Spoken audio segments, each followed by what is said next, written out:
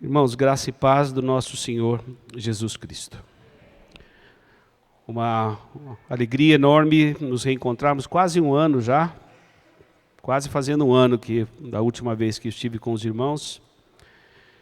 E num novo momento, um momento diferente na igreja brasileira. E eu estou em casa, estou com a minha família, estou com a minha comunidade, igreja que me apoia também como missionário itinerante por esse país. E eu começo essa reflexão, que será curta. Espero que seja curta, né? Já combinei com a Lilian que se eu passar do tempo, ela faz como minha esposa, vai lá e... né? Eu começo com muito temor. Num dia de festa, ou não? Dia de ceia do Senhor, hoje na igreja brasileira, é um dia tenso.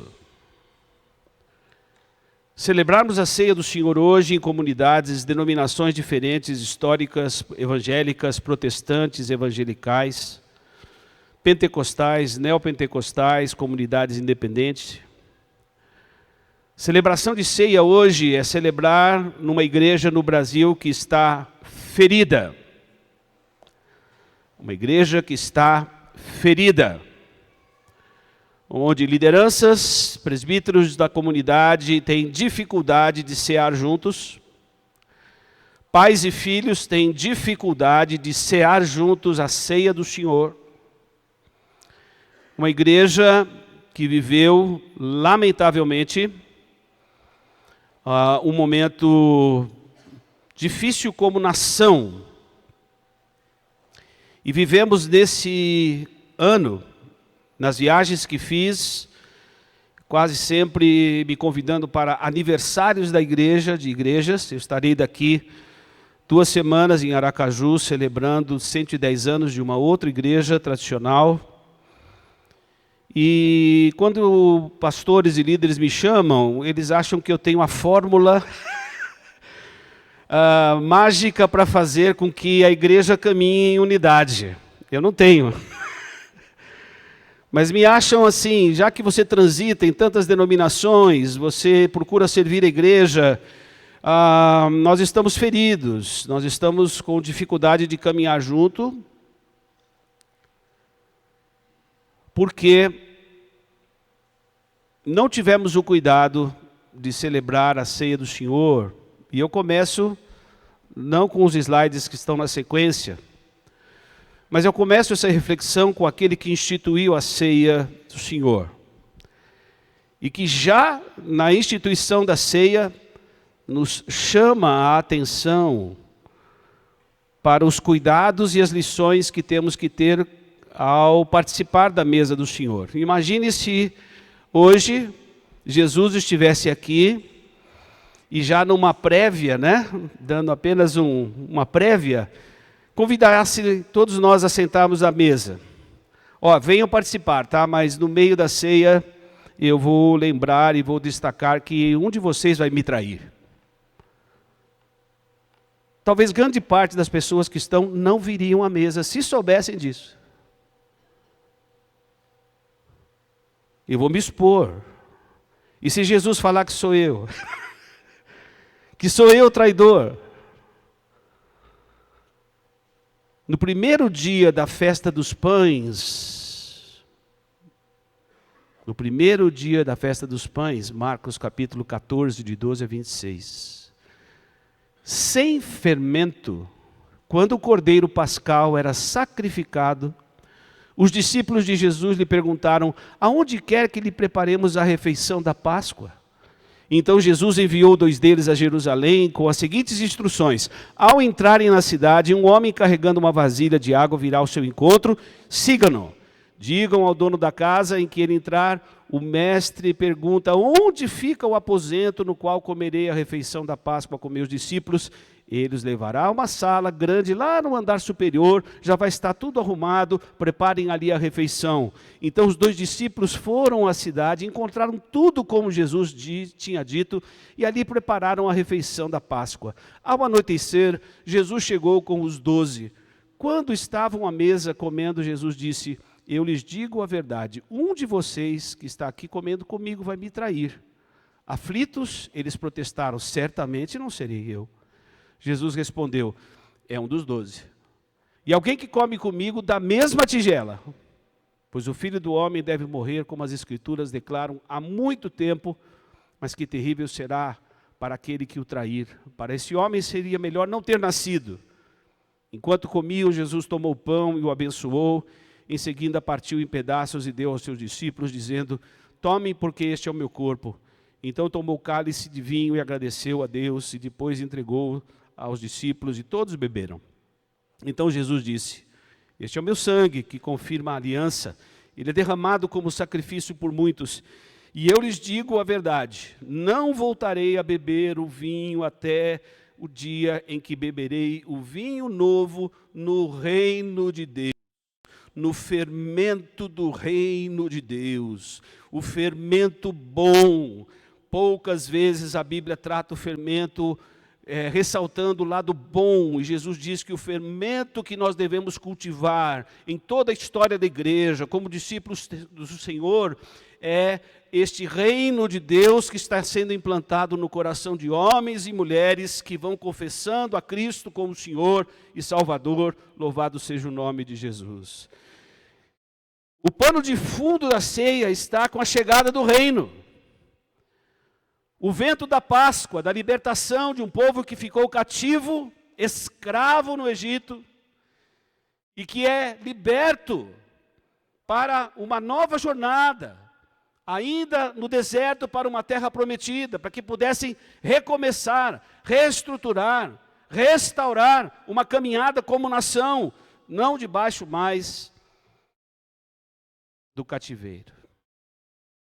E aqui, caminho para o nosso texto, gostaria que vocês pudessem acompanhar. É difícil de enxergar, eu acho, mas estão enxergando bem? Tranquilo? Então vamos lá. Agora, dentro desse pano de fundo, lembrando de quando Jesus institui a ceia, ligada à Páscoa e ligada a esse dia de festa dos pães sem fermento, porque o fermento lembrava todas as impurezas ainda da escravidão do Egito. Lembrava toda uma vida de pecado, de malícia, de hipocrisia, e mais para frente Jesus adverte ainda os seus discípulos, e nós vamos ver um pouquinho mais sobre isso. O texto que vamos recordar rapidamente, 1 Coríntios capítulo 11, versículo 23 e 24. Pois eu lhes transmiti aquilo que recebi do Senhor. Na noite que o Senhor Jesus foi traído, como nós acabamos de ler, ele tomou o pão, agradeceu a Deus, partiu e disse: este é o meu corpo que é entregue por vocês, façam isso em memória de mim. Da mesma forma, depois da ceia, tomou o cálice e disse: este cálice é a nova aliança, confirmada com o meu sangue. Façam isso em memória de mim, sempre que o beberem, porque cada vez que vocês comem deste pão e bebem deste cálice, anunciam a morte do Senhor até que ele venha. Assim, quem come do pão ou bebe do cálice do Senhor indignamente é culpado de pecar contra o corpo e o sangue do Senhor. Portanto, examine-se antes de comer do pão e do beber do cálice. Pois se comem do pão ou bebem do cálice sem honrar o corpo de Cristo, comem e bebem julgamento para si mesmos. Por isso muitos de vocês estão fracos, por isso que muitos de vocês estão doentes, e alguns até adormeceram. Se examinássemos a nós mesmos, não seríamos julgados desta maneira. Mas quando somos julgados pelo Senhor, nós estamos sendo disciplinados para que não sejamos condenados com o mundo. Portanto, meus irmãos, quando se reunirem para comer, esperem uns pelos outros. A ceia do Senhor, ela é uma ordenança. A ceia do Senhor foi instituída pelo próprio Senhor Jesus, na qual os elementos que a compõem, o pão e o vinho, são apenas símbolos do corpo e do sangue de Cristo na cruz. Para algumas denominações é o suco de uva, né? Alguém diz que os 3 elementos são o pão, o vinho e o suco de uva que representa o vinho. O texto de Marcos, capítulo 14, de 12 a 26, como nós acabamos de ler, nos relembra essa instituição da ceia pelo próprio Senhor Jesus e que se torna para nós, em primeiro lugar, referencial do seu amor incondicional para manifestar a sua graça para com a sua igreja, com o seu povo, com o seu rebanho. Jesus institui a ceia e se dá na cruz do Calvário, consuma sua obra e coloca este cerimonial para que nós lembrássemos sempre disso, da morte, do sacrifício de Jesus e da ressurreição. Imaginem só as primeiras reuniões dos primeiros cristãos. Atos dos Apóstolos relata um pouco desta caminhada do início da igreja, quando a igreja se reúne, e registros como nós acabamos de cantar, da multidão dos que creram, era só um só coração, uma só alma. 70%, 80% da reunião dos cristãos era a Eucaristia.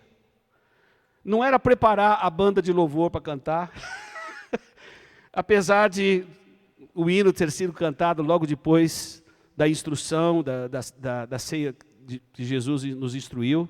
Eles cantaram um hino. Mas a ordem de culto era principalmente lembrar do sacrifício de Jesus e da sua ressurreição. Primeiro século, segundo século, os cristãos se reuniam, Jesus ressuscitou, a pedra foi removida, Jesus não está lá, existem testemunhas, viram a Jesus ressurreto. Ele não ficou morto. Nós fomos remidos dos nossos pecados, nós fomos perdoados das nossas culpas.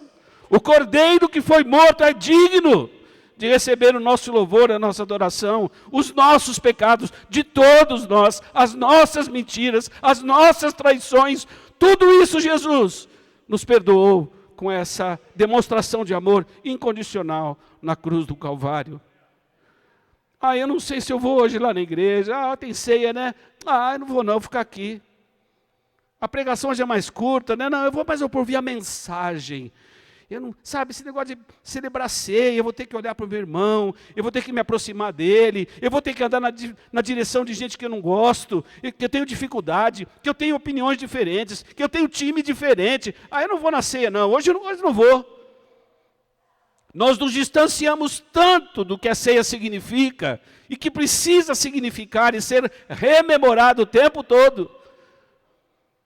Do martírio de Jesus, das dores de Jesus, da rejeição de Jesus e da sua entrega por mim e por você, por amor. Deus nos ama. E na história existe um memorial, a cruz onde o Senhor se entregou e a pedra que foi removida, Ele não estava mais lá, aleluia!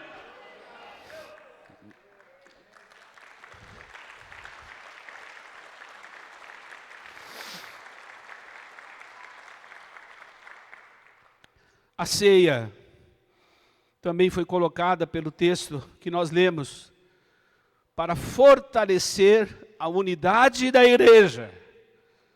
E eu falo para uma igreja, comunicação e missão cristã, que desde o seu início, de maneira coerente, prega insistentemente que nós precisamos viver e praticar a unidade, que isto é o testemunho que vai trazer impacto na sociedade, se nós vivermos em unidade, apesar das nossas diferenças. A ceia é para fortalecer a igreja. A ceia também é para nos chamar o tempo todo a olhar a nossa vida, olhar as traves que estão no nosso olho, olhar as nossas incoerências, olhar a nossa inconstância, olhar o nosso coração sempre pronto a atrair Jesus. E todos nós poderíamos viver este papel de Judas. Quando não amamos a Deus em primeiro lugar, nós traímos Jesus. Quando não amamos nossa família, nossas esposas, nossos filhos, nós traímos Jesus. Quando nós não andamos com integridade, com sinceridade, com verdade no coração, nós traímos Jesus. Quando usamos a nossa língua para amaldiçoar e não para abençoar, nós traímos Jesus. Conseguimos entender, irmãos, a dimensão da traição? Nas coisas simples, cotidianas, onde todos nós estamos inseridos. Nos dizemos discípulos, seguidores de Jesus, e na primeira oportunidade nós o negamos. Somente aqueles que foram remidos e lavados no sangue do Cordeiro, e que confessaram o nome do Senhor e entenderam a morte de Jesus na cruz do Calvário, foram convidados para participar desse banquete da graça. Esse é um banquete da graça de Deus. Nós somos acolhidos. Acho que já contei aqui uma experiência que tive há anos atrás, vitória do Espírito Santo. Íamos ter uma celebração da ceia no culto das 11, 9 horas da manhã. As pessoas de uma comunidade local chegaram no centro da cidade. Foi uma experiência única. Não peço que vocês sigam isso, mas foi uma experiência única naquele dia. Saíram na cidade e foram caminhar na cidade, achando moradores de rua, achando pessoas que estavam à margem, pessoas que estão sem habitação, pessoas que estão aí sofridas, onde ninguém está preocupado com eles, e pedir que essas pessoas, ao saírem pelo centro da cidade, trouxessem às 11 horas da manhã, no culto de celebração da ceia.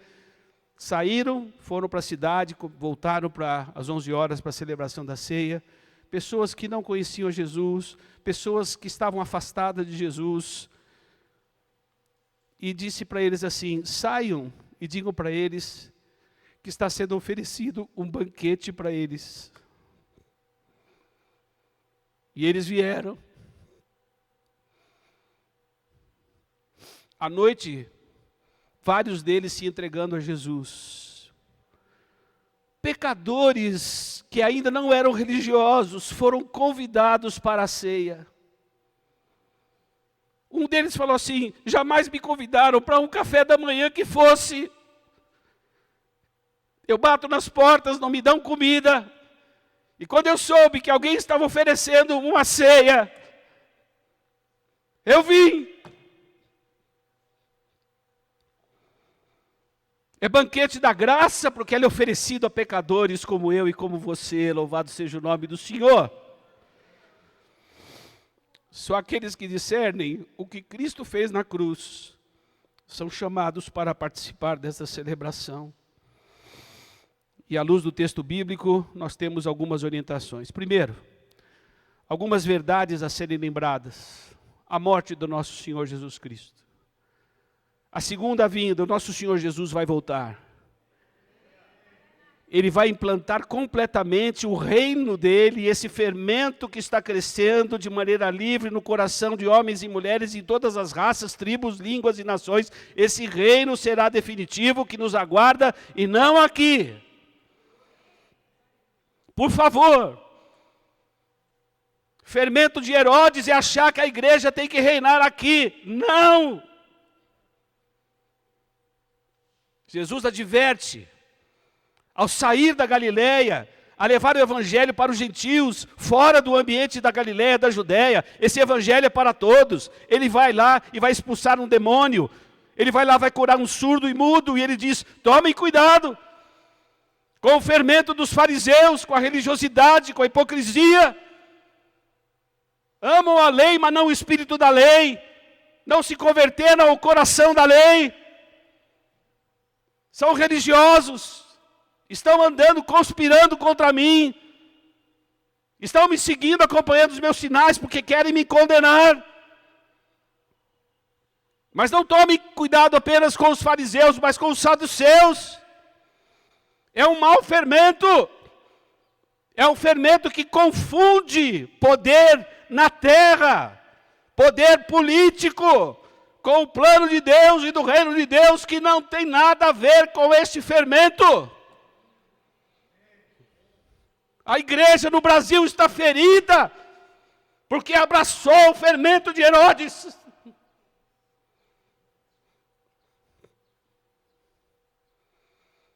Estamos lembrando a morte, a segunda vinda do nosso Senhor. O texto nos convida a examinarmos a nós mesmos, a avaliarmos o nosso coração, o nosso momento de caminhada com Deus na igreja. Se somos discípulos ou somos apenas aficionados de Jesus.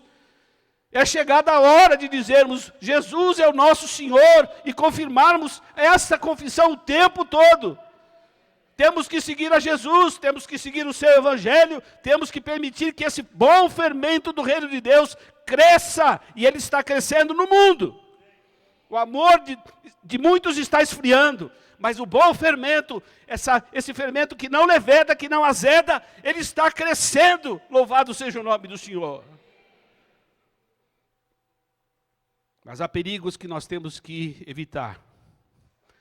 Participarmos indignamente desta celebração. Participarmos sem discernimento. E participarmos sem autoavaliação. A ceia do Senhor é um momento de autoexame e de arrependimento. João Batista proclamando a chegada do reino, arrependei-vos e crede no Evangelho. Arrependimento, eu e você precisamos nos arrepender. Precisamos reconhecer os nossos pecados. A ceia do Senhor é também um momento de profunda gratidão e de profunda alegria. Nós servimos e seguimos um Deus que não está morto, que está vivo e que traz vida para a nossa vida todos os dias, que levanta os nossos semblantes, que levanta os nossos olhos, que traz brilho nos olhos e paixão por esse Deus que nós dizemos seguir e que dizemos adorar. Devemos nos aproximar da mesa do Senhor com reverência e com temor. Devemos celebrar essa festa sem o fermento da hipocrisia, da religiosidade, da maldade, da malícia e dos pecados. O Cordeiro Pascal era sacrificado na data da Páscoa e no dia da festa dos pães, sem fermento, sem impureza, sem desobediências, sem mundanismo, como era também o fermento de Herodes. Devemos participar somente com o fermento do reino de Deus. Com os pães asmos, sem impureza de fermento. Celebrarmos apenas com pães da sinceridade e da verdade no nosso coração. Olhe para a pessoa que está do seu lado e diz assim, você vai participar da ceia hoje? Você vai participar? E tem que fazer autoexame. E temos que arrepender dos nossos pecados. E eu vou ter que me reconciliar com o meu irmão. Mas ele é corintiano, eu sou palmeirense. Ai, mas ele é de direita, de esquerda, de centro-esquerda, de direita. Não, gente.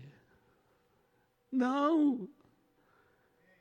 A mesa é hora de reconciliar. Falei para pastores lá no Nordeste que os pastores agora têm que pedir perdão para as suas ovelhas por terem permitido que um fermento que não tem nada a ver com Deus tomasse conta de nossas comunidades locais. Pastores precisam pedir perdão para as suas ovelhas, que são ovelhas de Jesus. E nós temos que nos reconciliar com os nossos irmãos, por termos sido iludidos com o vento de transformar política num projeto de reino de Deus. Não, isso não vem de Deus, isso vem do inferno.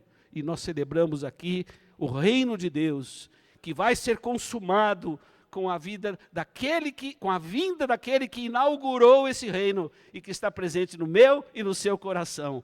O bom fermento de Deus está livre, a palavra de Deus está livre, o Espírito Santo está livre, chamando pessoas ao arrependimento, a valorizarem a obra na cruz do Calvário, a aguardarem a vinda do Senhor Jesus, levando uma vida de santidade.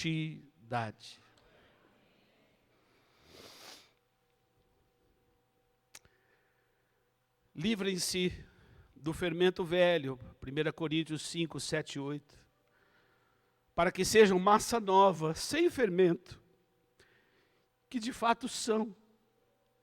Cristo, nosso Cordeiro Pascal, foi sacrificado, e por isso celebramos a festa não com o velho pão, fermentado com a maldade e perversidade, mas com o novo pão de sinceridade e da verdade, sem nenhum mau fermento. Louvado seja o nome do Senhor. Nos aproximamos da mesa, sim, com contrição, mas com muita gratidão. E pedir a Deus que nos dê capacidade de nós não o trairmos quando somos iludidos com a coroa de glória, a barra da saia, a barra de ouro, como diria o saudoso pastor Enéas Tonini. Não nos iludamos com as coisas deste mundo. Essa é uma oportunidade de celebrarmos com alegria e com gratidão, até que Ele venha. Até que Ele venha. Mas e a periodicidade, pastor Nelson? Não há instruções bíblicas de quanto em quanto tempo você vai fazer isso. Nos 2, 3 primeiros séculos, era toda vez que os cristãos se encontravam. É o que eles tinham para comemorar, para celebrar. E Jesus diz que depois de participarem dessa ceia que Ele ofereceu aos discípulos, eles cantaram um hino e adoraram o Senhor. O nosso Deus é digno de ser adorado. É um Deus cheio de misericórdia que nos dá novas oportunidades. Fortaleçam os seus vínculos. Mas com comunicação e missão cristã? Não, com o organismo vivo que a comunicação e missão cristã representa. A igreja do Senhor. Hoje é dia de fortalecermos os nossos vínculos. Hoje é dia de oferecermos perdão aos nossos irmãos. Hoje é dia de confessarmos os nossos pecados e nos reconciliarmos. Hoje é dia daqueles que servem à mesa, dos líderes e presbíteros da igreja, reafirmarem o seu desejo de servir o rebanho, servindo a Deus. Que alegria podemos participar, recordar e aprender da ceia do Senhor. Que o Senhor seja bendito e louvado. E aquilo que porventura não tenha vindo do Senhor, Deus traga discernimento a cada um de vocês para reterem o que é bom daquilo que foi pregado e compartilhado. É com temor e tremor que nós vamos participar da ceia. Vamos orar. Senhor Jesus, louvado seja o teu nome, pelo teu sacrifício na cruz, pela tua ressurreição, pela oportunidade que temos de examinarmos a nós mesmos, de avaliarmos a nossa consciência, o nosso coração, e de maneira humilde, Senhor, quebrantados, pedindo perdão ao Senhor, das pequenas traições que cometemos diariamente, semanalmente, desobedecendo a tua palavra. Ó Senhor, nos dê coragem e capacidade com a Tua graça, ao participarmos deste banquete, que é o banquete da Tua graça, a reafirmarmos o nosso amor por Ti, o nosso desejo de Te servir, de amar o Senhor em primeiro lugar, de viver a lei do reino, servindo ao próximo, e de cultivarmos, Senhor, o bom fermento, que é a presença do Senhor em nós e o Teu reino em nós. Louvado seja o Teu nome, Senhor. Te bendizemos no nome precioso de Jesus. O Senhor seja louvado, e nós queremos aplaudir o nosso Deus pela obra na cruz do Calvário, por a ceia que nós vamos participar. Vamos aplaudir o Senhor.